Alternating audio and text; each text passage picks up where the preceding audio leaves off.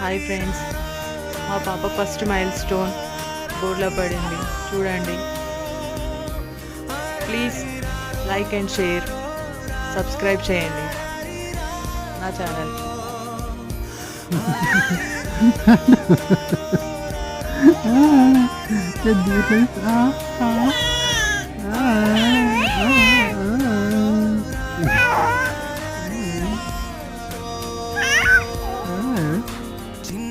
Mm-hmm.